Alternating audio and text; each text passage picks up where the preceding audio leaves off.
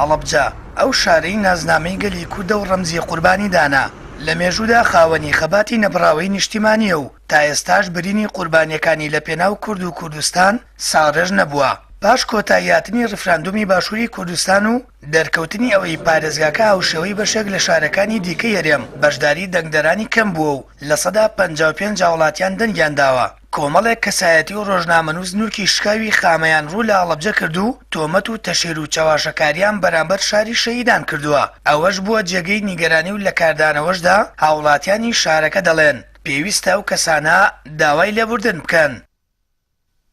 ئێمە وەکو هەڵەبجەیەک قسەمان زۆرە لەسەر ئەو کەسانە و وەدایاندەینە دادگا و پەشیمانیان دەکەینەوە لەو ناو ناتۆرەیە لە جیاتی ئەوەی کەوا بێن لە هۆکاری کەمی ئەم دەنگانە و نەڕۆیشتنی خەڵک بەدەم دەنگەکانەوە بکۆڵنەوە هۆکارەکەی چییە دێن بەم شێوە سوکایەتی بە خەڵکی هەڵەبجە دەکەن. بەڵێ ئێمە وەکو هەڵەبجەیەک بەڕاستی هەرگیز ئەمە بەسەرمانە تێ ناپەڕێت و ئەبێت ئەو کەسانە پەشیمان و داوای لێبوردن لە خەڵکی هەڵەبجە بکەن. هەڵەبجە خاوەنی یەکەم شەهیدی شۆڕشی ئەیلولە و لە هەموو سەردەمەکاندا ڕوبەڕووی ستەم و زۆرداری دەسەڵات وەستاوەتەوە. هەر لە پێناو کورد و کوردایەتیدا بوو لە ساڵی 1970 کیمیاباران کرا و 5,000 کەسی شارەکە شەهید بوون. نیگەرانیەکانی خەڵکی هەڵەبجە بۆ چاواشەکاری و وێرشەکانی ئەو کەسانە بە شێوەیەکە بەرکەوتوویەکی چەکی کیمیایی بە نیگەرانی و خەمێکی قوڵەوە دەڵێت هەڵەبجە تاجی سەری هەمووتانە هێشتا خوێنی لێچۆڕێت. پێ منێن بە زامەکانیدا بەتەمان چیترتان بۆ بکات مەگەر لەبەر ئێوە شەهید نەکرا؟ بەنسبەت هەڵەبجە ئایا هەڵەبجە بۆ کەم بەشداری کردووە ئەو هجوومە زۆرە و ئەو تەشیرە زۆری کە بە ئێستا بەرامبەر بە هەڵەبجە ئەکرێ بەڕاستی ناحەقێکی گەورەیە بەرامبەر ئەم چارە دیسان ئەکرێتەوە.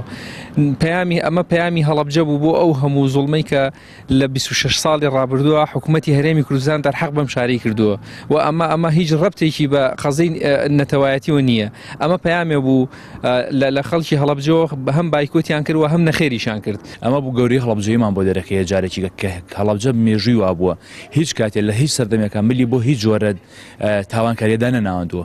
هەڵەبجە هەرەوە هەڵەبجەی ساڵی 1970 ئێمە ئیبینینەوە گۆڕانکاریی وایمان نەبینیۆ لە کۆی هەڵەبجە ڕوویدا بێت بە پارێزگابوونێکیان بۆ کردوین تەنها ناوێکە و تاو ناوەڕۆکێکی پوچەڵ. یعنی من ئەمەی ئالێرە بە کورتی ئەوە بڵم باشترین دەرکەوتن بۆی کە ئێمە دەسەڵات و ئەقڵەتی تاکی بڵێن ئیداری کورد ببینین دروستکردنی پارێزگای هەڵەبجەیە کە تاکە شارە و تاکە پارێزگای کورد بڕای لێدا و هەتای نەبووە پارێزگا.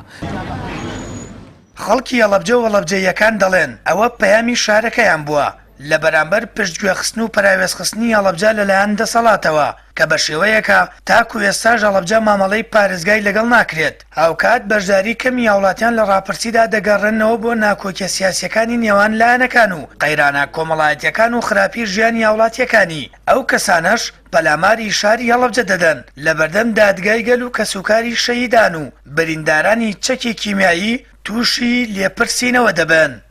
سامان فتاح کەناڵی ئاسمانی پەیام هەڵەبجە.